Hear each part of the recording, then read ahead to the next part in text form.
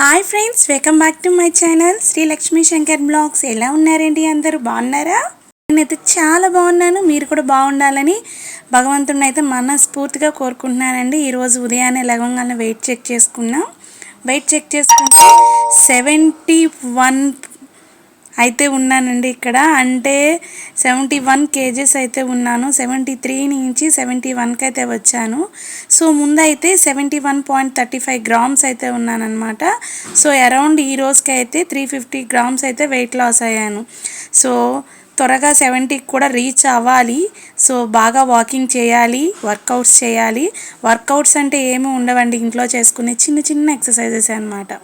ఈలోగా నేను వెయిట్ మళ్ళీ రెండోసారి డౌట్ వచ్చి మళ్ళీ చెక్ చేసుకున్నాను. ఇక్కడ చెక్ చేసుకుని ఉంటే మా వారు కాలు పెట్టి వెయిట్ పెంచాలని చూశారు. సో అదేమీ జరగలేదు. సో 71 అయితే ఉన్నానండి. సో నేనైతే ఉదయాన్నే లెగవంగానే వేడి నీళ్ళు అయితే తీసుకున్నానండి. వేడి నీళ్ళలో కొంచెం నిమ్మకాయ అయితే పిండుకొని తాగేశాను. ఇంకా ఇవాళ స్నానం అయి చేసేసి వచ్చేసి దేవుడికి నైవేద్యంగా పులిహార చేద్దామని అయితే అనుకున్నాను. సో పిల్లలకి లంచ్ బాక్సెస్కి మనకి టిఫిన్కి కూడా సరిపోయేలాగంటే ఓకే అన్నారనమాట ఇంట్లో. ఈలోగా మా వారు ఏంటంటే నేను పూజ చేస్తాను, నువ్వు ప్రసాదం అయితే చెయ్యి అన్నారు. సో నేను ఇంకా కిచెన్లో ఏంటంటే పులిహార చేస్తున్నాను. లెగవంగానే ముందు అయితే ఫ్రెష్ అయ్యి వచ్చిన తర్వాత రైస్ అయితే పెట్టేసుకున్నా. రైస్ ఉడికిపోయిందండి. అదంతా ఒక గిన్నెలోకి అయితే తోడేసుకుంటున్నాను ఇక్కడ. సో మనం వెయిట్ లాస్ చేసేటప్పుడు ఒక టైం అనేది మెయింటైన్ చేయాలని ముందు నుంచే నేను చెప్తున్నాను. సో మనం ఏంటంటే ఒక టైం టు టైం అనేది మెయింటైన్ చేయాలి. దాంతోపాటు వాకింగ్ అను ఎక్సర్సైజెస్ కంపల్సరీ చేయాలి. మనం వాకింగ్ కానీ ఎక్సర్సైజెస్ కానీ చేయకపోతే మనం తిన్న ఫుడ్లో నుంచి క్యాలరీస్ అనేది ఎలా బర్న్ అవుతాయి? ఇంట్లో వర్క్ చేసుకుంటూ పని చేసుకుంటూ తిరుగుతూ ఉంటున్నాం. అది కూడా దానితో పాటే మన వాకింగ్ అనేది ఒక హాఫ్ అన్ అవర్ అన్నా కేటాయించుకోవాలన్నమాట. సో నేనైతే నిన్న వెయిట్ గెయిన్ అయ్యాను కాబట్టి బాగా హాఫ్ అన్ అవర్ చేసే వాకింగ్ 1 అవర్ వాకింగ్ చేసి చిన్న చిన్న ఎక్సర్సైజెస్ అయితే చేశానండి. సో దాని ద్వారా ఏంటంటే మనం తీసుకున్న డైట్ ఫుడ్లోనే చాలా వరకు వెయిట్ లాస్ అవుతాం. దాంతోపాటు మనం కొంచెం వాకింగ్ కూడా చేస్తే ఏంటంటే ఇంకొన్ని క్యాలరీస్ బర్న్ అవుతాయి అన్నమాట. సో ఇంకా అక్కడి నుంచి నేనేంటంటే ఈరోజు వెయిట్ రిజల్ట్ చూపించాను కదా. సో దానివల్ల 71 కేజీ అయితే ఉన్నాను. సో ఇక్కడ ఏంటంటే నేను పులిహారకి రైస్లోనే నిమ్మకాయ ఉప్పు కలిపి పక్కన పెట్టుకున్నానండి. పోపులో వచ్చేసి ఆయిల్ పెట్టేసుకొని పల్లీలు, పచ్చెనపప్పు, జీలకర్ర, ఆవాలు, ఎండుమిరపకాయలు, ఇంకా పచ్చిమిరపకాయలు, కరివేపాకు, కొత్తిమీర అయితే వేసుకొని ఇక్కడ వేపుకుంటున్నాను. చాలామంది కొత్తిమీర ఏంటంటే రైస్ మీద వేసుకుంటారు. నాకేంటంటే అలా పచ్చి పచ్చిగా నచ్చదనమాట. అందుకని చెప్పి నేనేంటంటే కొంచెం పోపు ఆపేసుకునేటప్పుడు కొంచెం కొత్తిమీర వేసుకొని దాంట్లో కొంచెం ఇది పసుపు అనేది వేసుకున్నాను. సో పోపు చల్లగా అయిపోయిన తర్వాత మనం రైస్ చల్లార్చుకున్న రైస్లో అయితే కలిపేసుకుంటున్నాను. పోపు అనేది మనం ఎంత బాగా పెట్టుకుంటామో పులిహార అంత టేస్ట్ బాగుంటుందన్నమాట. మీకు ఇంట్లో ఇంగువ ఉంటే కొంచెం ఇంగువ వేసుకోండి, ఇంకా బాగుంటుంది. ప్లస్ అరుగుతుంది, మనకి ఎటువంటి డైజెషన్ ఇష్యూ అయితే ఉండదన్నమాట. కొంచెం క్యారెట్ అనేది తురుము పెట్టుకున్నాను, అది కూడా వేసుకొని ఇలా గెంటితో అదిమేసి పక్కన పెట్టేసుకొని ముందైతే కొంచెం 2 గిన్నెలకి ప్రసాదం తీసి మా వారికి అయితే ఇచ్చేసానండి. ఆయన ఇంకా అక్కడ పెట్టేసుకున్నారు. ఇంకా పిల్లలకి లంచ్ బాక్సెస్కి అయితే నేను ఇక్కడ పులిహార అయితే సర్దేస్తున్నాను. ఇంకొక 2 బాక్సులు ఏంటంటే ఈరోజు స్నాక్స్ కిందకి ఏం పెడుతున్నానంటే బనానా ఒకటి తీసుకున్నాను. ఇంకా ఇది ఉంటుంది కదండి, జాక్ ఫ్రూట్ అంటే పనసకాయ. సో పనసకాయ అనేది బాక్సులో పెట్టేసి లంచ్కి అయితే వాళ్ళకి పెట్టించేసానండి. సో ఈరోజు లంచ్కి టిఫిన్కి ఒకే రెసిపీతో అయితే అయిపోయింది ఇక్కడ. సో నేనేంటంటే ఇంకా కొంచెమే పులిహార తీసుకున్నానండి. మా వారికి కూడా పులిహారే పెట్టించేసాను ఇవాళ. మా వారికి నిమ్మకాయ పులిహార అంటే చాలా ఇష్టం అండి. అలాగే చింతపండు పులిహార అంటే నాకు ఇష్టం అన్నమాట. సో చింతపండు పులిహారలో మనం గుడిలో చేసుకునే ప్రసాదం మీకు ఏమైనా ఐడియా ఉందా? చేస్తే నేను అలా చేస్తానండి. ఈసారి చూపిస్తాను మీకు కూడా నేను ఎలా చేస్తాననేది. సో మా వారైతే ఇక్కడ పూజ అయితే చేసేసారండి. దేవుడికి నైవేద్యం పెట్టారు. ఇక్కడ దీపము ధూపము అన్నీ వెలిగించి తులసమ్మ దగ్గర కూడా దీపం పెట్టేసి అయితే వచ్చారు. సో ఇక్కడ ఏంటంటే ఇంకా దేవుడికి అయితే దండం పెట్టేసుకొని మా వారు హారతి అయితే ఇస్తున్నారండి. సో మ్యాక్సిమం ఇంటి దగ్గర ఆయన ఉంటే ఆయనే దీపం పెట్టడానికి ట్రై చేస్తారండి. కుదరని పక్షాన నేనే పెడతానన్నమాట దీపము. ఒకవేళ ఉంటే మాత్రం కంపల్సరీ పిల్లల్ని అయితే స్కూల్కి పంపించేసిన తర్వాత ఇంకా ఆయనే పెడతారు. ఇంకా అక్కడి నుంచి ఇంకా మా వారు హారతి తీసుకున్నారు. నేను కూడా ఇంకా దేవుడికి అయితే దండం పెట్టుకొని హారతి తీసేసుకున్నానండి. తర్వాత ఇంకా టిఫిన్ చేసేయాలి కదా, అప్పటికే కొంచెం లేట్ అయిపోయిందనమాట. సో నేనైతే ఇవాళ టిఫిన్ ప్లేస్లో పులిహార తీసుకుంటున్నాను కదా, సో నేనైతే కొంచెం పెట్టేసుకున్నాను. ఇంకా మా వారికి కూడా పెట్టించాను అనమాట. ఇంకా ఆయన కూడా తీసేసుకొని అయితే తినడానికైతే ఇంకా వెళ్ళిపోతున్నామండి. ఇంకా టిఫిన్ తినేసిన తర్వాత కాసేపు బ్రేక్ తీసుకున్నాక ఇంకా రైస్ అయితే వండేసాను. ఇంకేంటంటే ఇవాళ కర్రీ ఏం చేయలేదండి. నిన్న మనం చేసుకున్న పెరుగు పొట్లకాయ పచ్చడి ఉంది కదా, ఇంకా దాంతోనే ఈరోజు లంచ్ అయితే ముగించేసానమాట. ఇంకా ఏమి చేయలే, ఇంకా పిల్లల బాక్సులకు కూడా ఇంకా అదే పెట్టేశాం కదా, సో ఇంకా అందుకని చెప్పి పొట్లకాయ పెరుగు పచ్చడి వేసుకొని ఈ రోజుకైతే ఇలా గడిపేసామన్నమాట. చాలా బాగుందండి పొట్లకాయ పెరుగు పచ్చడి అయితే, టేస్ట్ చాలా బాగుంది. ఇంక నాకైతే బాగా నచ్చింది. మా వారు కూడా బాగుందని చెప్పి ఇంకా ఆయన ఇంకేమి అడగల. పచ్చళ్ళు అంటే మ్యాక్సిమం ఆమ్లెట్ అంటారు. సో ఏం అడగలేదు, సైలెంట్గా తినేశారు. ఇంకా అక్కడి నుంచి నేనేం చేశానంటే, నేను మొన్న మ్యాట్ అల్లుతుంది మీకు చూపించాను కదా, సో అదైతే అయిపోయింది, ఎండింగ్కి వచ్చేసింది అనమాట.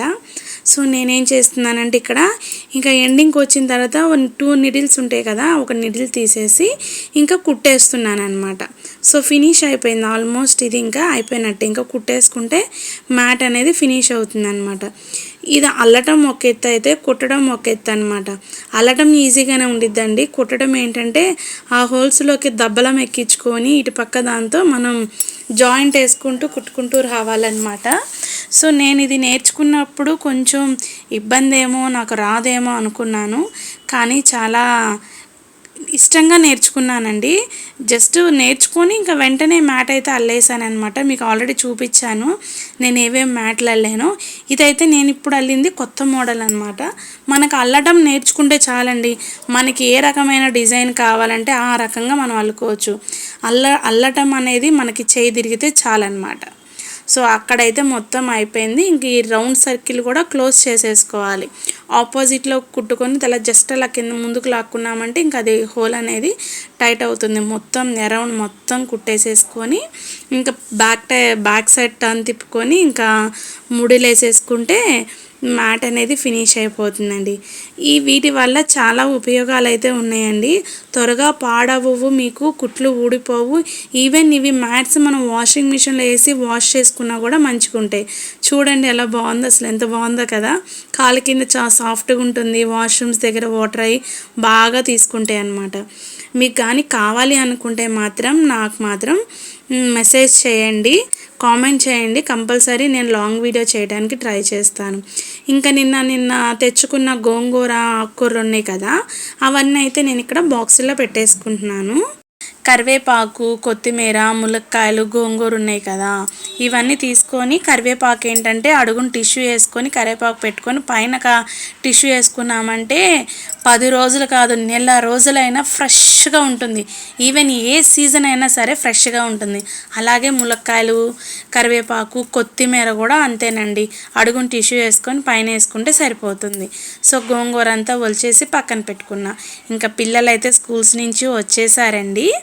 అక్కడి నుంచి ఏంటంటే బావ బజ్జీలు అడిగారనమాట. చాలా రోజులైంది తినాలనిపిస్తుంది అంటే ఇంకా పిల్లలు కూడా వచ్చేసారు కదా, ఈవినింగ్ స్నాక్స్కి బజ్జీలు అయితే చేస్తున్నాను. ఒక్కొక్కళ్ళు ఒక్కో రకంగా చేస్తారు కదా, నేనైతే ఇలా చేస్తున్నానండి. ఫస్ట్గా బజ్జీ మిరగాయలకి ఘాట్లు అయితే పెట్టి పక్కన పెట్టుకొని కొంచెం వాము, కొంచెం శనగపిండి, దాంట్లో కొంచెం ఉప్పు బాగా కలిపి పక్కన పెట్టుకొని మిరగాయల లోపలైతే వేసుకోవాలి. ఒక్కొక్కళ్ళు మిరగాయల లోపలున్న ఆ ఇత్తనాలు అనేది తీసేస్తారు. సో నేనైతే తీయలేదు.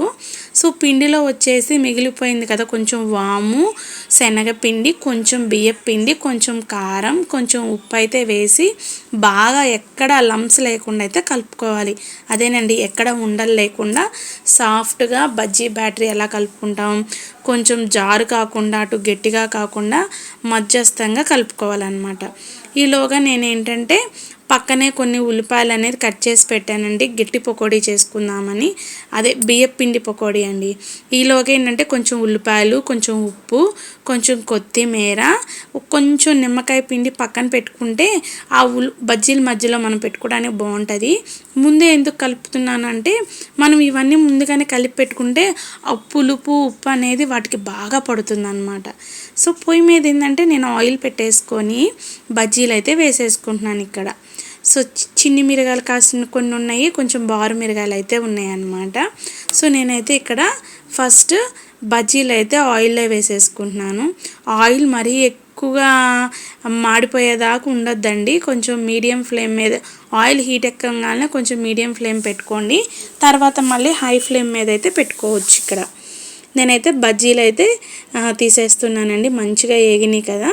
సో ఇక్కడ నేను బియ్యం పిండిలో ఏంటంటే చాలామంది కొంచెం బేకింగ్ సాల్ట్ అయితే వేసుకుంటారు కదా, నేను కొంచెం పించ్ ఆఫ్ అయితే వేసానండి. సో ఎక్కువ అయితే ప్రిఫర్ చేయను, కొంచెం అంటే కొంచెం వేసుకున్నాను. బజ్జీలు అయితే తీసి పక్కన పెట్టేసుకొని గట్టి పకోడీ వేస్తున్నానని చెప్పాను కదా, బియ్యం పిండి పకోడీ. ఉల్లిపాయలు అయితే బాగా ఇలా పిసికేసి పక్కన పెట్టేసుకొని కొంచెం 3 స్పూన్స్ బియ్యం పిండి అయితే వేసుకున్నాను, కొంచెం కరివేపాకు వేసుకున్నాను, కొంచెం అల్లం వెల్లుల్లి వేసుకున్నాను, దాంట్లో కొంచెం ఉప్పు వేసుకొని ముందైతే ఆ బియ్యం పిండిని ముక్కలకు పట్టించుకుంటూ వాటర్ అనేది కొంచెం కొంచెం జల్లుకుంటూ కలుపుకోవాలి. మరీ గట్టిగా కొంచెం గట్టిగానే కలుపుకోవాలన్నమాట, లూజ్ కాకూడదు. లూజ్ అయితే ఆయిల్ పీల్చేసుకుంటుంది. చూపిస్తున్నాను కదా, అలా ముద్దలాగా కలుపుకోవాలన్నమాట, కొంచెం చపాతీ ముద్దలాగా కలిపేసుకొని ఇంకా అదే ఆయిల్లో వేసేసుకుంటున్నాను. ఇవన్నీ బాగా వేగాలండి, 4-5 రోజులు నిల్వ అయినా ఉంటాయి, ప్రాబ్లం లేదు, ఎందుకంటే బియ్యం పిండి కదా. కాబట్టి ఎన్ని రోజులన్నా చెప్పనులే కానీ మన బాగుంటాయి కాబట్టి వెంటనే అయిపోతాయి. సో 4-5 రోజులు అయితే ఉంటాయండి. ఈలోగా ఏంటంటే బజ్జీని కొంచెం మజ్జిగ కట్ చేసుకొని మనం పక్కనే పెట్టుకున్నాం కదా స్టఫింగ్ అని, ఉల్లిపాయ, కొంచెం కొత్తిమీర, నిమ్మకాయ, ఉప్పు కలిపి పెట్టుకున్నాం కదా, అదైతే పెట్టి పక్కన పెట్టేసుకున్నానండి. వీటిని మధ్య మధ్యలో వేపుకుంటూ ఉండండి. సో ఇక్కడైతే ఆల్మోస్ట్ ఏగిపోయినాయి, తీసేస్తున్నాను. అలాగే మిగతా పిండి కూడా ఉంది కదా కొంచెం, అది కూడా వేసేసుకుంటే మనం తీసేసుకోవచ్చు అన్నమాట. అవనేది బాగా వేగాలండి ఆ పకోడీ అనేది. సో బాగా ఏగితే 4 రోజులు ఉంటుందన్నమాట. నేను చేస్తూనే ఉన్నాను, మా వాడు తాపకోట అయితే వచ్చి తీసుకొని వెళ్ళిపోతున్నాడు. సో ఇక్కడైతే చేసి అయితే తీసుకువెళ్తున్నాను. సో బావకి పిల్లలకి అవైతే టిష్యూ అయితే వేసానమాట, కొంచెమైనా ఆయిల్ అని పట్టుకుంటే పీల్చేస్తుంది కదా, సో అందుకని. సో నలుగురు ఒకే చాట కూర్చొని హ్యాపీగా అలాగా స్నాక్స్ అయితే తీసుకున్నామండి. అందరం అలా కూర్చొని తింటూ ఉంటుంటే ఎంత బాగుంటుందో కదా. నాకైతే ఏంటంటే నేను ఏదన్నా చేసినప్పుడు అలా అందరూ కూర్చొని తిని ఎలా ఉంది అని వాళ్ళొక్క మాట చెప్తే నా కడుపు అయితే నిండిపోతుందండి. నాకు ఫస్ట్ నుంచి అదే అలవాటు అయిపోయిందనమాట, చేసి వాళ్ళకి ఇస్తాను, వాళ్ళు ఎలా ఉంది టేస్ట్ అని చెప్పేదాకా నేనైతే అక్కడి నుంచి కదలను అనమాట. పాపం ఎలా అన్నా ఉండండి, అదైతే నాకు చెప్పాలి అంతే. కానీ పర్వాలేదు, బాగానే చేశాను, బాగానే ఉన్నాయి, నాకు కూడా బాగా నచ్చినాయి. నేను కూడా ఒకటి కదా ఒకటి తిందాం అనుకున్నాను, కానీ ఒక 2-3 అయితే తినేసానండి, చాలా బాగున్నాయి అనమాట. సో ఇంక అక్కడి నుంచి అయితే ఫాస్ట్గా వాకింగ్ అయితే చేస్తున్నాను. ఇవాళ బజ్జీలు తిన్నాను కదా, సో 1 అవర్ పెట్టేసుకున్నాను టైము. అక్కడైతే టైము 6 అయితే అవుతుంది, 6 to 7 లోపు అయితే వాకింగ్ ఫినిష్ చేసుకొని లోపలికి వెళ్ళాలి. సో నేనైతే వాకింగ్ అయితే ఇక్కడ చేస్తూ ఉన్నాను. పిల్లలు ఏంటంటే లోపల హోంవర్క్స్ రాస్తూ ఉన్నారు, బావ కూడా మధ్య మధ్యలో చూస్తూ ఉన్నారు. సో ఏంటంటే ఆయన ఉన్నారనమాట ఇవాళ ఇంటి దగ్గర. సో ఆయన ఉన్నాడనే ధైర్యంతో నేనైతే 1 అవర్ వాకింగ్ అయితే ఫినిష్ చేసుకొని ఇవాళ నైట్ డిన్నర్కి వచ్చేసి చపాతీస్ క్యారెట్ ఫ్రై అయితే చేశానండి. ఈరోజు నైట్కి 2 చపాతీస్ క్యారెట్ ఫ్రై అయితే తీసుకున్నా. సో ఇదేనండి వ్లాగ్. మీకు నచ్చితే లైక్ చేయండి, షేర్ చేయండి, సబ్స్క్రైబ్ చేసుకోండి, సపోర్ట్ చేయండి ఫ్రెండ్స్. మీరు ఇలాగే సపోర్ట్ చేస్తూ ఉంటే నేను ఇంకా మంచి మంచి వీడియోస్ తీస్తాను, నాకు కూడా మోటివేట్గా ఉంటుంది. లైక్ చేయడం మాత్రం మర్చిపోవద్దు. Bye bye.